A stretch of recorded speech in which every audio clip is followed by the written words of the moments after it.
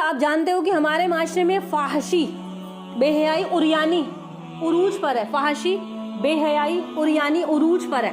یہ عریانی کیا ہے؟ عریانی کہتے ہیں ننگا پن عورتوں کا، کثرت سے جہنم میں داخل ہونے والی.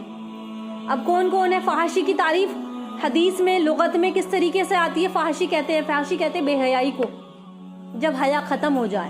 کس کے اندر سے؟ غیر مسلمانوں کے نہیں، مسلمانوں کے اندر سے حیا ختم ہو جائے. قرآن پڑھنے والے اور مسجدوں میں سجدہ کرنے والوں کے اندر سے حیا ختم ہو جائے.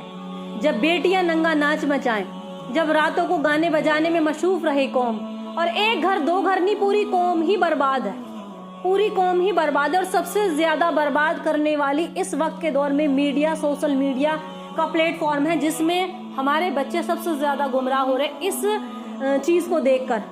پہلے زمانے میں نہیں تھی بے حیائی، ہوتی تھی لیکن ایک پردے کے حد میں، ایک حد سے. اب تو انسان حد سے عروج پر ہے. تو فحاشی کی تعریف، فحاشی کے بارے میں کیا تعریف بتائیے؟ لغت میں کسے کہتے ہیں فحاشی؟ عربی میں اس لفظ کا مادہ فا، ہا اور شین سے ہے. 3 لفظوں سے مل کر یہ بنتا ہے فحاشی، فا، ہا اور شین سے. اہل لغت میں اس لفظی کے لغوی معنی یہ ہے کہ فحش یعنی کہ فحش سے مراد برے افعال اور اقوال ہیں. بری بات بھی زبان سے نکالیں گے تو وہ بھی اسی میں داخل ہے. برے کام اور بری باتیں اور معاصی اور گناہوں میں برتر رہنا، گناہوں میں ڈوبا رہنا. فحش ہر وہ امر ہے، ہر وہ کام ہے جس میں اس کی حد سے تجاوز کر جائے. جو حد سے بڑھنے والے، قرآن اور حدیث کے مطابق جتنے بھی کام ہیں، جب وہ ہم نے حد سے حد پار کر دی تو سب فحاشی کے اندر داخل ہوتے ہیں.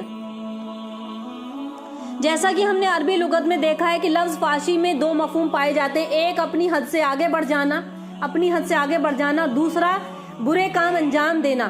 کسی چیز کو جو حد سے آگے نکل جائے، حد سے آگے بڑھ جائے، وہ برائی ہے. قرآن مجید میں ایک آیت ہے، قرآن مجید میں اللہ تبارک و تعالی ہم سے کیا کہتا ہے؟ یہ آیت سورہ نور کی، یا ایھا الذین آمنوا لا تتبعوا خطوات الشیطان ومن یتبع خطوات الشیطان فانہ یامر بالفحشاء والمنکر. فحشائی کا لفظ اس کے اندر آیا ہے. اللہ فرماتا ہے اے ایمان والو، اللہ قرآن میں ایمان والوں کو مخاطب کر کے فرماتا ہے اے ایمان والو، شیطان کے نقش قدم پر نہ چلو. لا تتبعوا خطوات الشیطان، کہ تم شیطان کے نقش قدم پر نہ چلو. جو شیطان کے نقش قدم پر چلتا ہے تو پھر اسے فحاشی اور برائی کے کام کرنے کو کہتا ہے. جب تم شیطان کی پیروی کرو گے، شیطان والے کام کرو گے، تو تم سے وہ کام کرائے گا، سارے برے کام انجام دلوائے گا. تو جتنے بھی غلط کام ہیں یہ سارے کے سارے فحاشی میں داخل ہیں.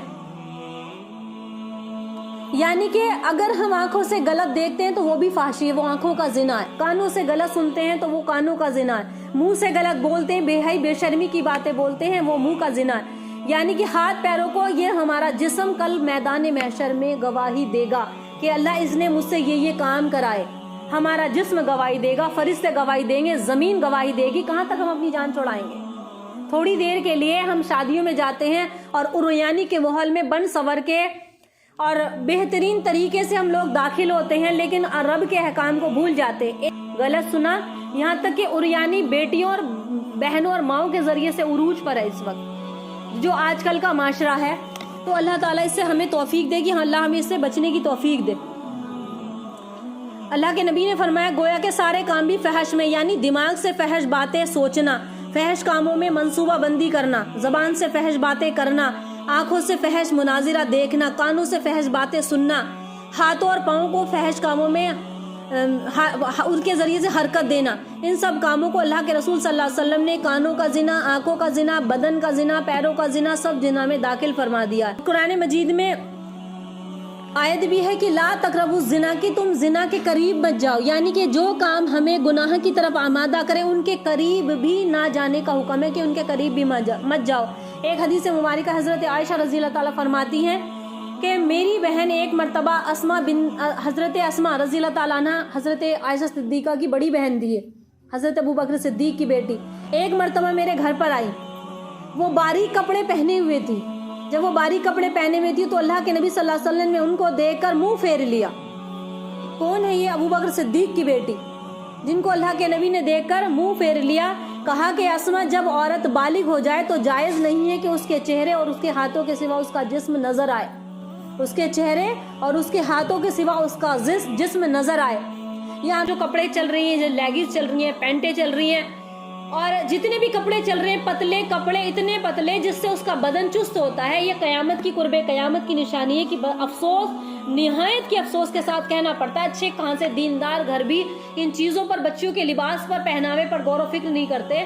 ایک بار کو ٹھیک ہے اس نے پہن لیا، کم سے کم گھر سے باہر نکلتے ہوئے برقع ضرور استعمال کریں، کم سے کم برقعے میں بدن تو نہیں دکھے گا کہ ہم نے کیا پہن رکھا ہے۔